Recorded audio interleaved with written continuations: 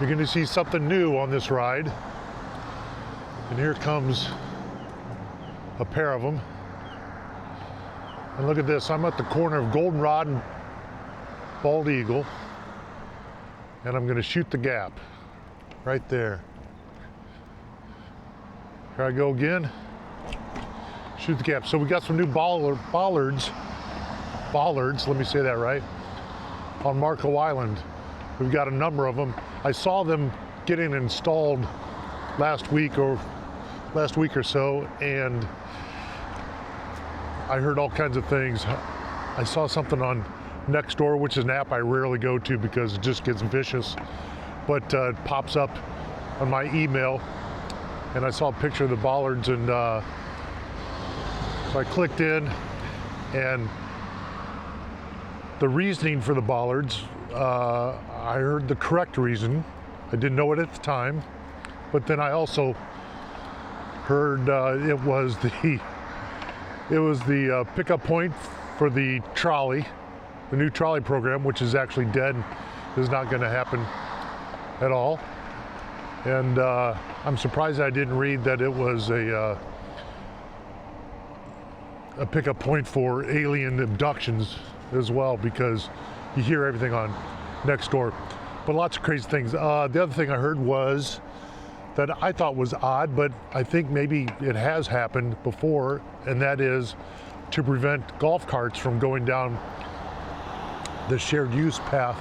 And we live on a shared use path. We live on a very popular section of it, and I have only ever seen the city's maintenance, side-by-side cart go up and down the path, rarely, and maybe some utilities when they put in the fiber internet a year or so ago. Hello. So anyway, I've never seen that, but I guess on some parts of the island there are people that have probably tried to drive a golf cart down. Hello. Down the path themselves. So what I do, I sent an email to the city and got an official response from management, and have a lot of information that I can pass on along the bollards. And I'm going to do that, but I took some notes because my memory is maybe not that good. And so we're going to take a ride down here. I'm going to see a few other sets that I know were on the map that was provided to me. And then we're going to stop at Residence Beach, and I'll tell you the rest. So here's a couple more sets of those bollards here, and I'm crossing at Landmark in San Marco, and I'm slowing down, and the car sees me. I'm slowing down again, shoot the gap. That gap is 36 inches. All right, another dangerous part of the day, and that is crossing. Here we go. It's just about season. It's a lot busier here on Marco, and the right-on reds are going to get really dangerous, so be careful.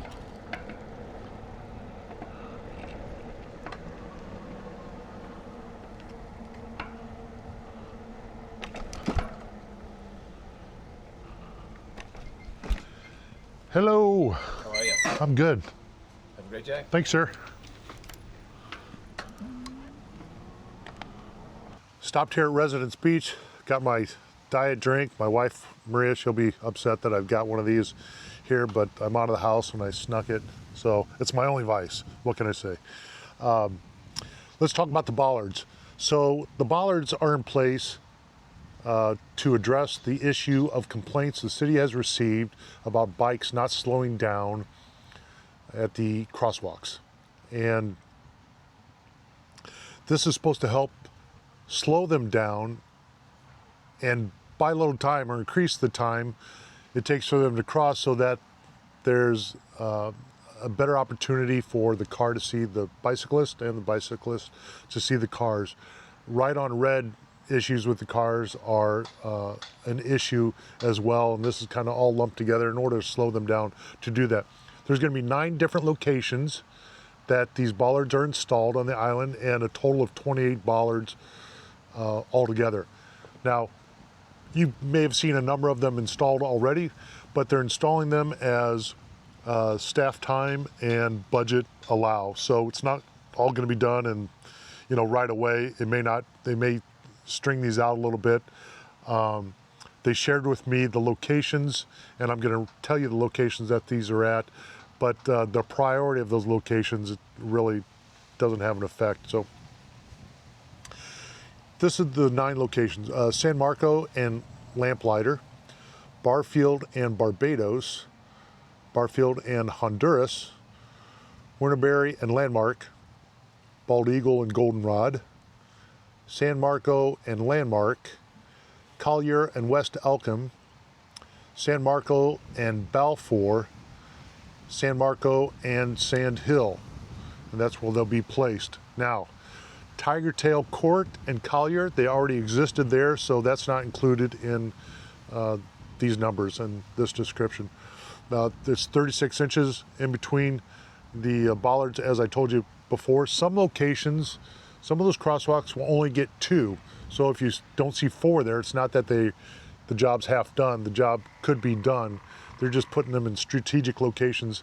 And the thought behind the locations, when I asked, you know, why are they going in certain places, what's the decision-making factor there, they just said high traffic and no traffic signal zones. That's kind of where they're prioritizing these at. So the unsignalized intersections, and the staff will be putting them in as budget allows, and I think I've already said that. So I can tell you this, it slows me down. The existing bollards at around Mackle Park, you know, there's 3, they're smaller, but there's 3 in the shared use path, and that slows me down. Riding today, that slows me down as well. I'm all for that. You know, it's not my island, so I don't get to exist here all by myself. I've got to live amongst other human beings, and therefore we've all got to work together and do what it takes. It's not going to be a perfect solution. Some of the younger riders are still going to be able to shoot the gap and thread the needle and not slow down in between those. People that are wider like me, I've got to manage my 36-inch gaps a little bit better than others, so I am going to slow down. Again, it's not the perfect solution to everybody. Also, it'll be an obstacle to some people that have maybe recumbent bikes, or they pull the kid trailers or the beach trailer behind it, but I think there's room enough to go around and still maneuver, and they're going to have to do that in a slower fashion. So again, overall, it's accomplishing the mission. Just this week, the Saturday after Thanksgiving, my neighbor was pulling out of their driveway, and 2 minors on an e-bike were coming hot down the shared use path and went right into the side of the car. One of those minors took an ambulance ride to the emergency room, and I think everybody's okay, you know, high level type stuff. You know, that's information in Florida doesn't really get released well or easily, but the damage to the vehicle ended up being $4,000. That was the first estimate that they received. And so it's inevitable, but I know that was an e-bike, but I've seen traditional bikes go just as fast, if not faster, down the shared use paths, and also cross the crosswalks without even batting an eyelash left or right. I mean, just dead on, no slowing down, not even coasting, not letting off the pedals. They just go as though they assume they have the right of way, and they may. However, it still means you need to look left or right to see, you know, I mean, you were taught that as a young child, so I don't really need to say much about that, but it's just in your own best interest, because in that scenario, you're going to lose if you're the bicyclist. But that's what I've got. That's the official from the city word on these yellow things that are going up on the shared use paths. Hope you found this video interesting and informative, and I'll see you in the next one.